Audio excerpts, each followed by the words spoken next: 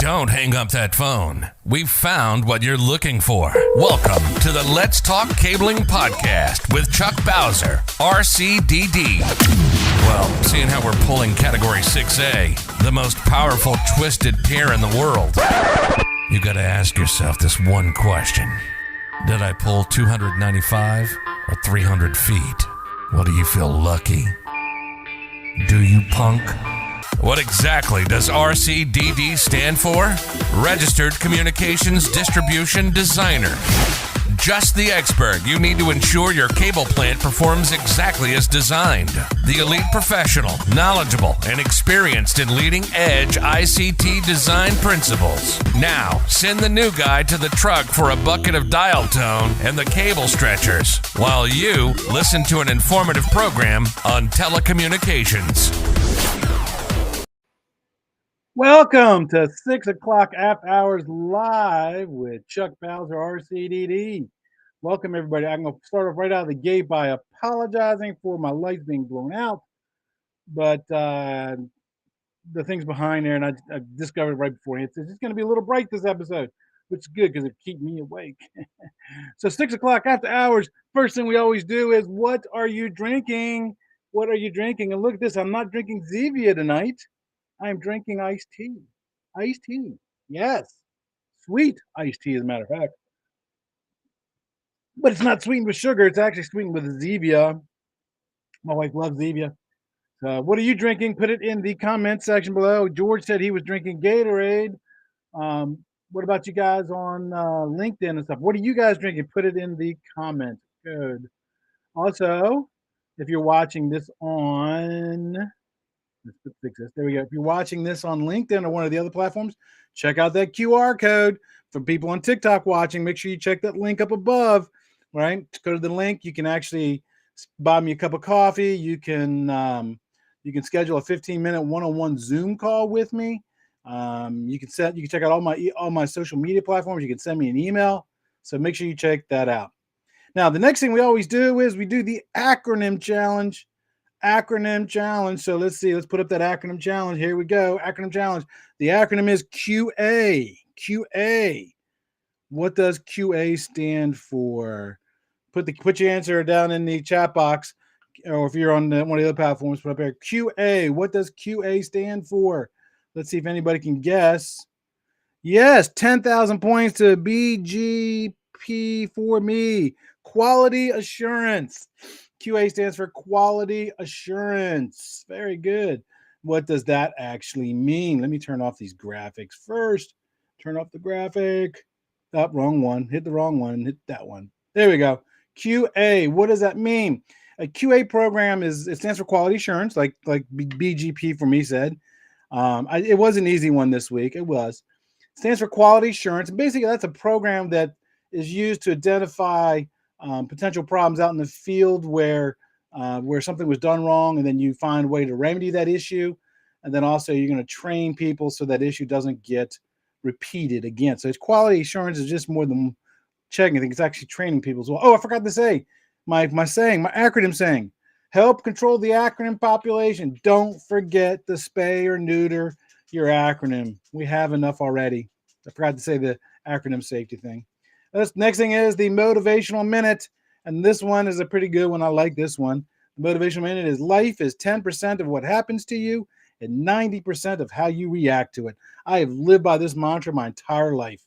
Many times I've gone through a couple of divorces, and people talk bad about me, and my ex make my kids feel bad about me, and it used to drive my wives crazy. And I just told her, look, I'm just not gonna let it get me down because they know who I am.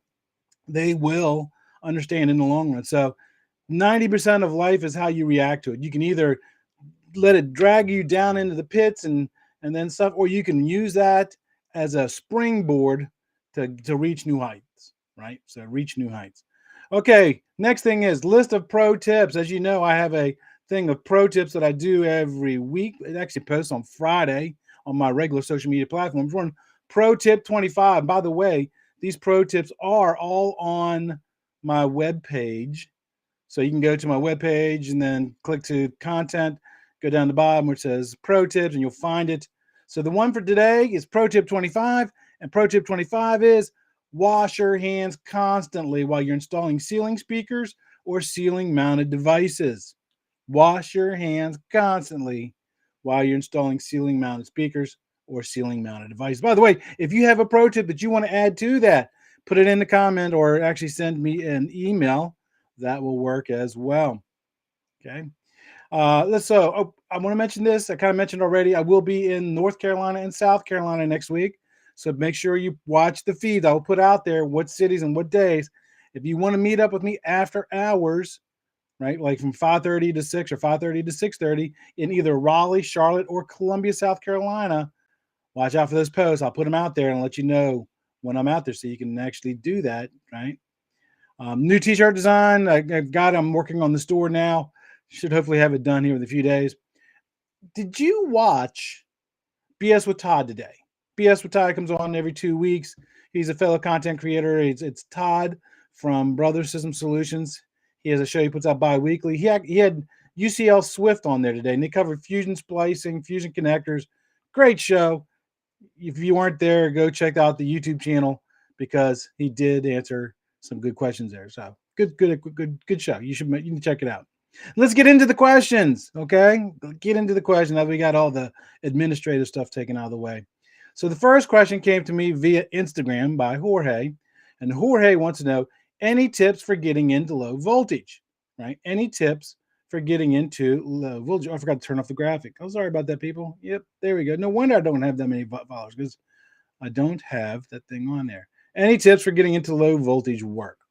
So my first advice to him is, I forgot the second half of his sentence was, I currently work for a cable TV company, but I want to step it up to low voltage work. And I completely understand because I started off in cable TV. I started off as an installer. I hated the hours. You weren't done until you're done running all your tickets for that day, right? I hated some of the places that I had to go. I had to go to some houses that just, I remember removing and replacing one set-top box that when I took it out and I set it down to put in a new one, roaches crawled out of it. Oh, God, I hated doing cable TV stuff. Hated it.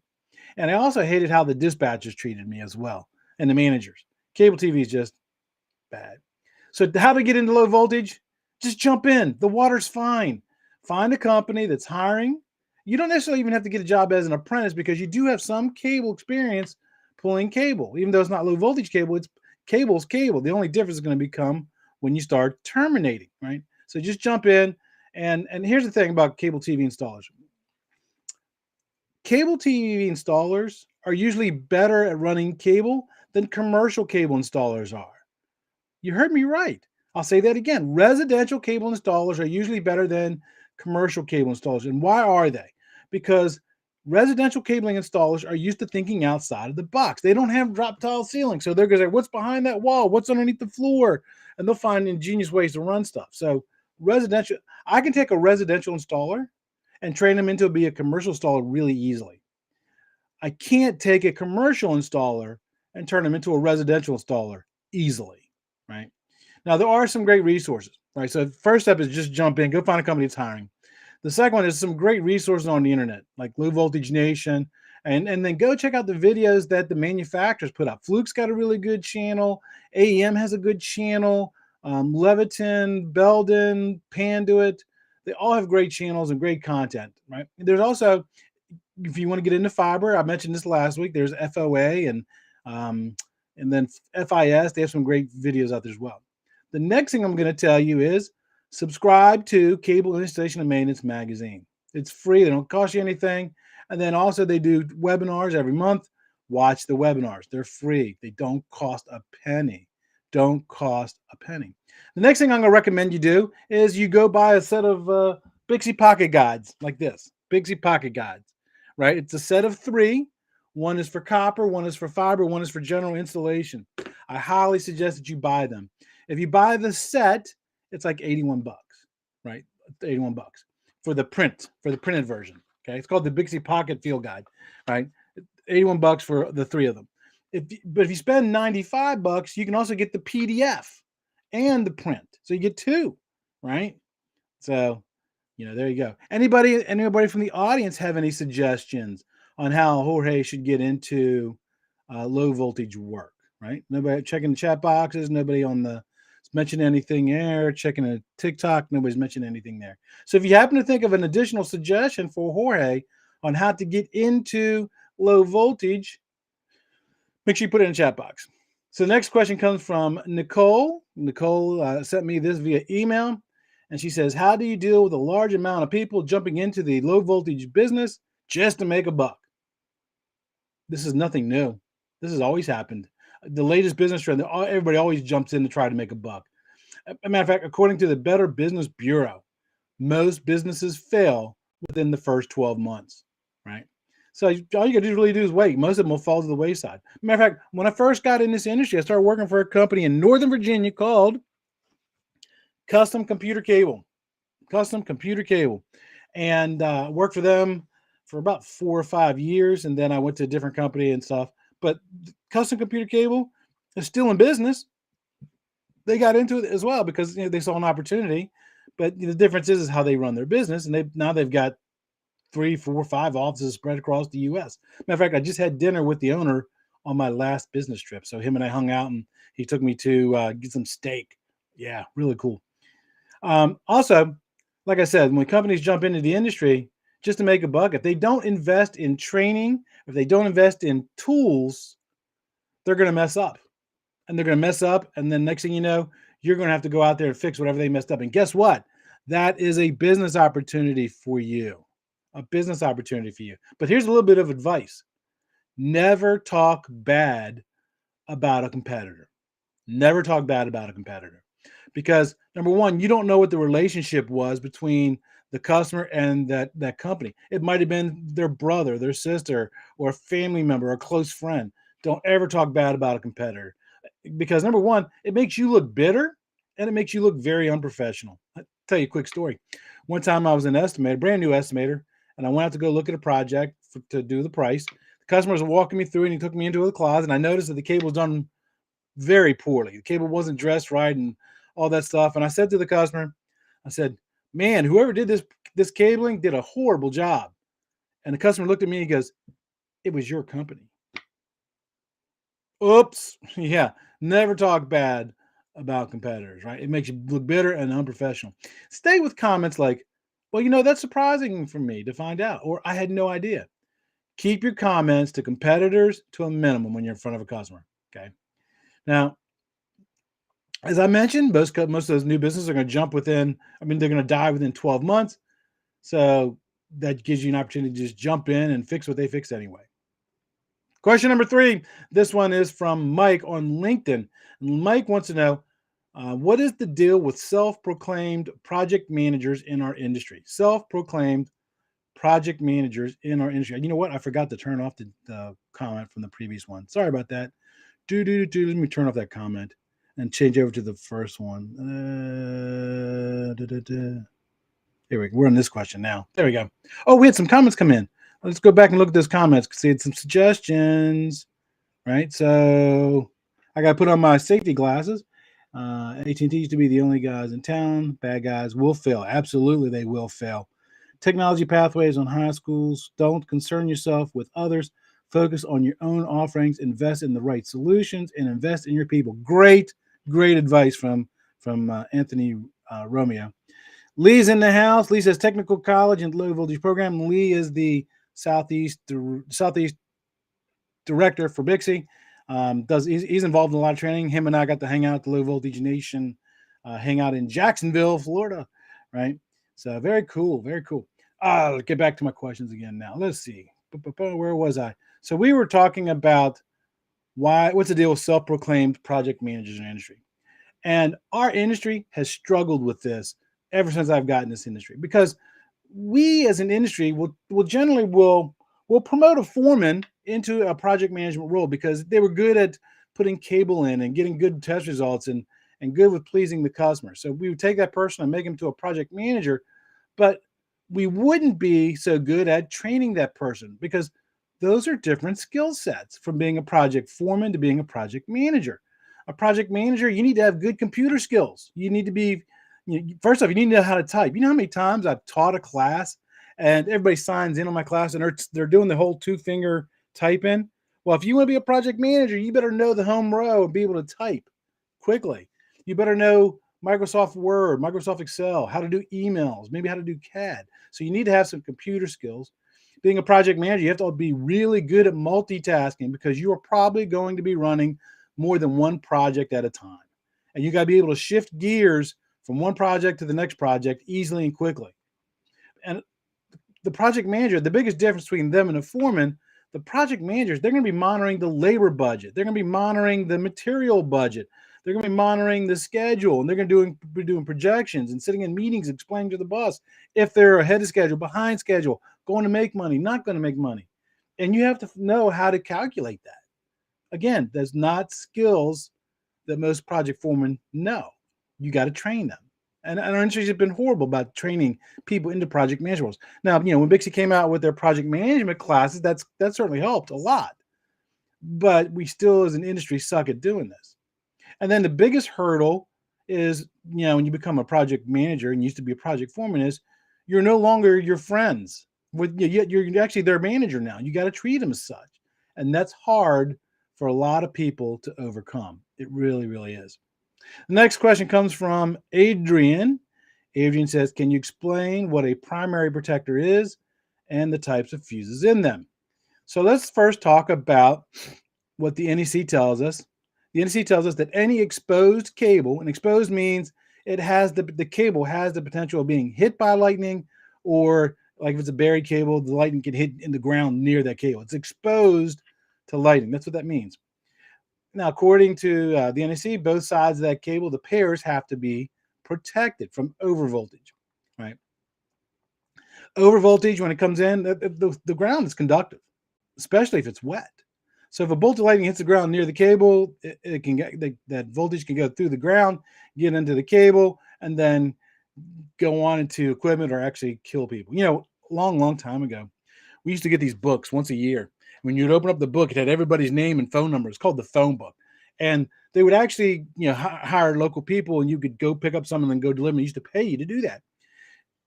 The old phone books, if you actually open them up in the very beginning, one of the pages in there, it said tips for safely using the telephone. Don't hit your sister with the telephone?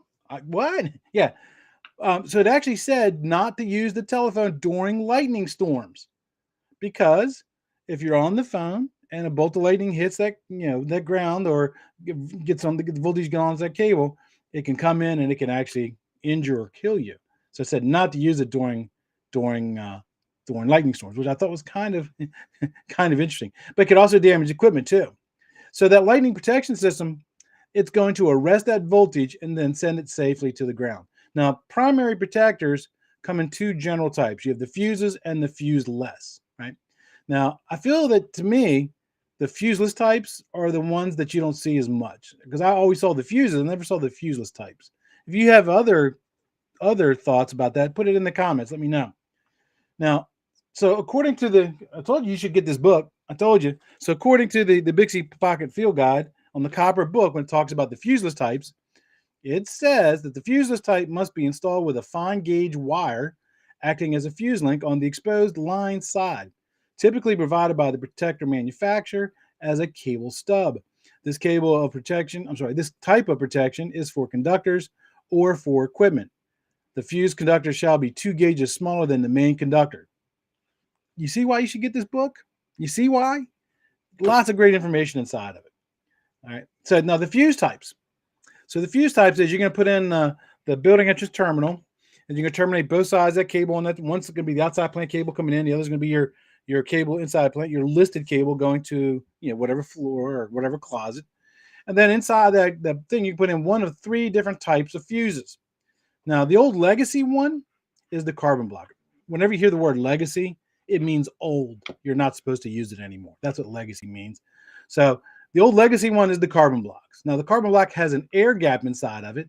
And what happens is when it gets hit with that over voltage, it will arc somewhere between 300 and 1,000 volts.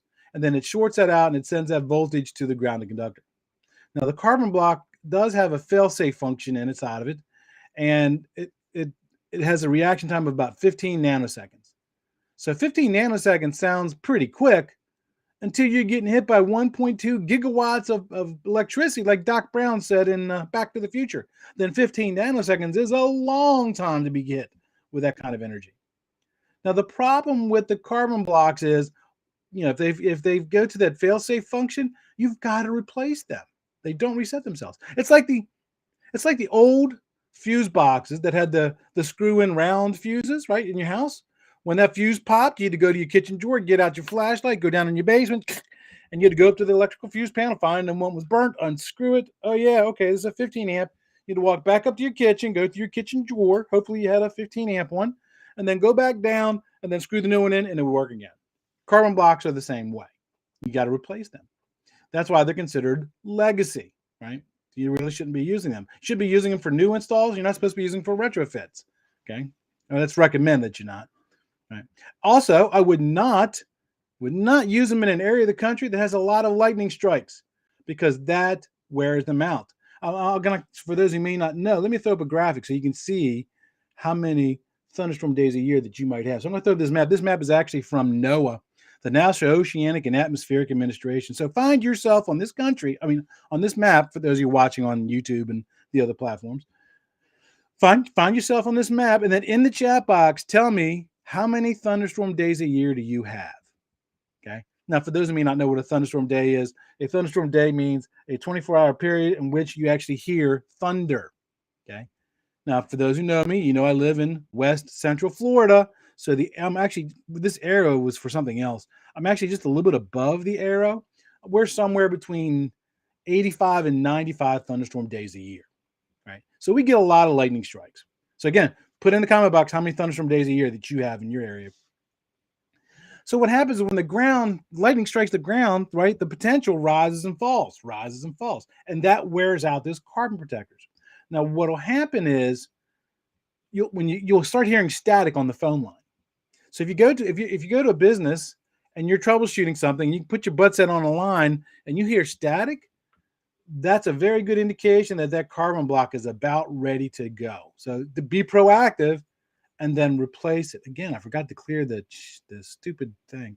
I really need to get my wife to help me with these things, because I'm busy than a one-legged man in a butt-kicking contest when I do these things.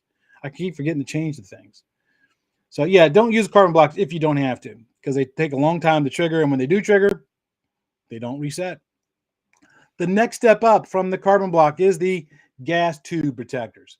So the gas tube protectors, they function similar to the carbon blocks. They arc out, but they have a wider gap, so they arc out. What happens is there's a gas inside of them. The gas, it's non-conductive, but when it gets hit with that voltage, it ionizes and becomes conductive. And then what that does, it causes it to short out. Now, the carbon blocks trigger in about 10 to 15 nanoseconds. So they trigger faster than the carbon blocks. But here's the beautiful thing about the gas tube protectors. They reset themselves, right? So they don't have to be replaced. So then the next one is these solid state protectors. You'll know when you come across a solid state protector because they're generally red in color, right? Now, the solid state protectors, they work off a high power semiconductor technology. They trigger in about 3 to 5 nanoseconds. So they trigger really, really quick. And it only takes between 150 and 300 volts to trigger them. So they also trigger, not only do they trigger quick, but they also trigger at a lower voltage. Now, they're pretty expensive. So generally, you're only going to find them on a cable that's got an expensive piece of equipment, right? And that's, and as mentioned earlier, they're usually colored red, right? So then the next question, this one actually comes from TikTok, because he submitted this right before I started the thing. And what was it? He was asking about which is better, a traditional patch panel or a keystone patch panel. Which is better, a traditional patch panel or a keystone patch panel? Put your preference in the chat box. Which do you prefer to use, the traditional patch panel or the keystone patch panel? My decision is it kind of depends on what we're doing, because there's advantages and disadvantages to both, right? So, for example, if I've got a customer that they got 3 different types of cable, Cat 5e, Cat 6, and Cat 6a. Well, I might put those on the keystone panels because I can put them all on one panel, right? If I've got Cat 5e, Cat 6, and Cat 6a, if I'm doing it the traditional patch panel, the IDC patch panel, I'm gonna have to go buy 3 patch panels. Another reason why I might use a keystone patch panel. Let's say I got a cost-conscious customer. Cost-conscious customer. You know what that means? If you know what cost-conscious means, put it in the chat box, right? So, a perfect example. Veterinary offices. I got veterinary office on my brain today because my wife's picking up a new dog tomorrow. We're bringing home a new male German Shepherd. So when we get him home, probably Saturday, we're probably going to take him to the vet to finish out his shots and get him microchipped and stuff like that. Don't tell Harley. Shh. She doesn't know she's got a baby brother coming. So the small businesses like that tend to be really tight on their budgets, right? So they might have 3 or 4 computers. Well, if they buy a traditional 24-port patch panel, they're going to be paying for all 24 ports, and they will probably never use them. If you use the Keystone patch panel, they're only going to pay for the base cost of the patch panel and also the cost of the jacks. So it's a cheaper option for them. Right. So those are the scenarios where I would use the Keystone panels. If I don't have those issues at play, my preference is just to do the IDC patch panels. I like them.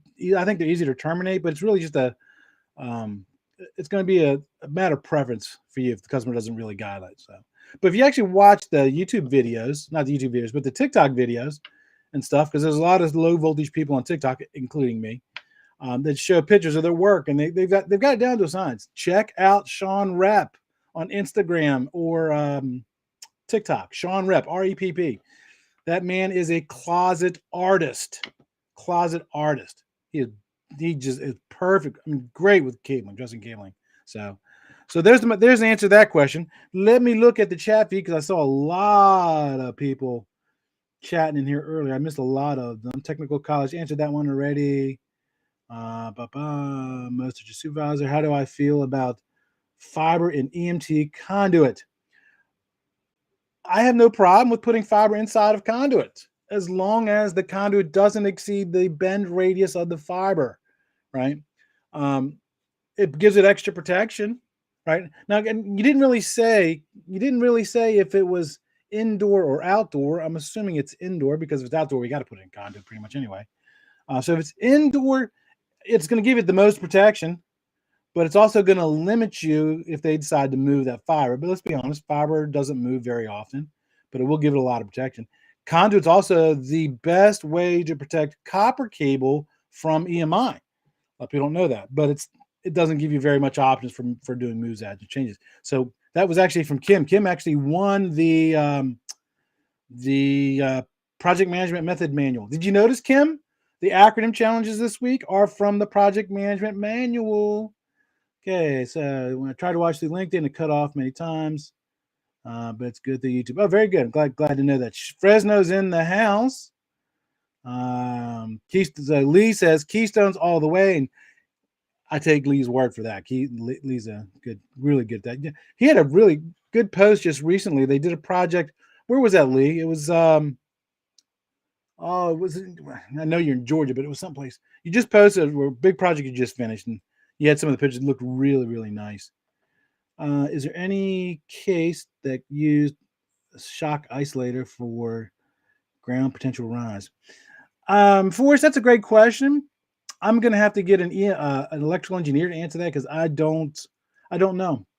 I've never had to deal with that before. So, and then is there any? Oh, you already repeated the same question. So there you go. All righty. That was pretty good. Any other questions? Let me just check TikTok feed real quick. No more questions there. No more questions in the chat box. So I will try to broadcast live next week when I'm on the road. I'll be in Raleigh next week. I'll be in Charlotte next week. I'll be in Columbia, South Carolina next week. So watch for the posts because I will do an after hours meetup if anybody wants to do that. All right. So, all right, everybody. Till next time, remember, knowledge is power.